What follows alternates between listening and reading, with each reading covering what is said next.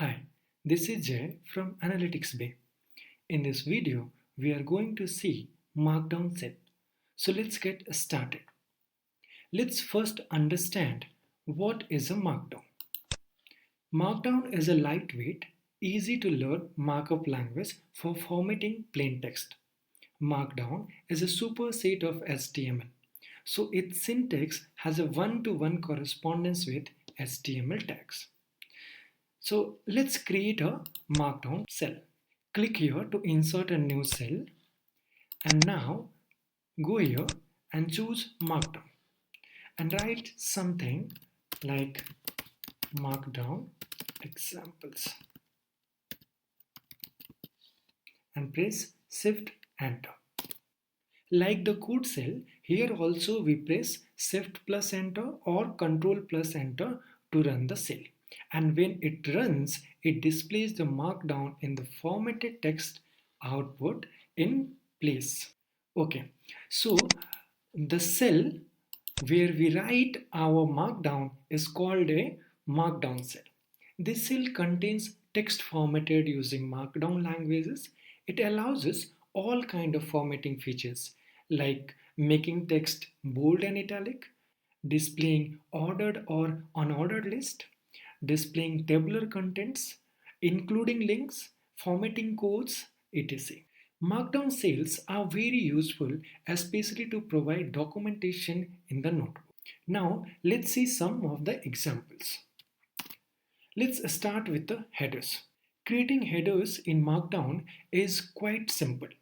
We just have to use a pound sign before the text. So the formatting will be pound sign, a space, and our text. We can use 1 pound sign, 2 pound sign, and so on. The more pound signs we use, the smaller the header. So let's run this code and see the output. Shift, enter, and here we go. Here we have a nicely formatted headers. Now let's see how we can emphasize any text. If we want to display any text as an italics, we can use a single underscore or a single asterisk signs before our text. Let's run this. And here we go. Our underscore is italics or our asterisk is italics. Next is if we want to display any text as a bold, we can put double underscore or double asterisk signs. Let's run this. And here we go. Next is list. We can display both type of list, ordered or unordered. To display any unordered list, we can start with a star, a space and the item name, then is the next row, a star, a space and the next item. If we want to display any sub items, we can display like this. Let's run this. And here we have the unordered list. The next is ordered list. We can display ordered list like this. Let's run this. And here we have. We can also add images. For that, the syntax would be the exclamation mark and then in the square bracket, the text that we want to display, and then in the smaller bracket, our images. Here I have already kept inside images folder. There is one image. That's what I want to display.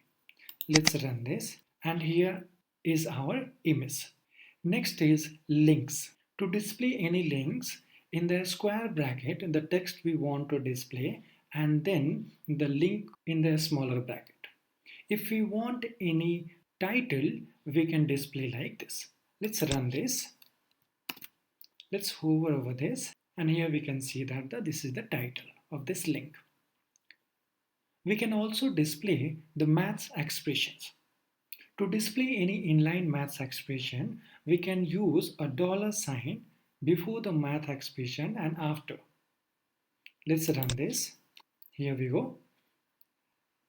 To display any maths block expressions, we can use double dollar sign. Now let's run this. And here we have. We can also highlight our code and the syntaxes.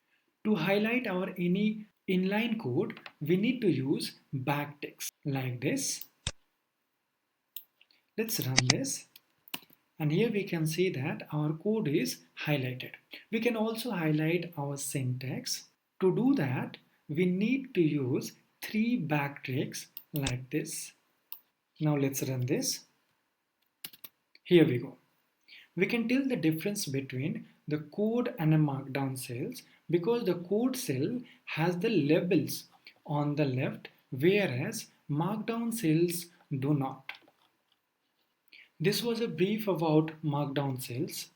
If you want to learn more, you can go through this cheat sheets. I will attach this cheat sheet link in our description. You can try these features on your own. Thank you so much for watching this video. Please like, share and comment. Also, do not forget to subscribe.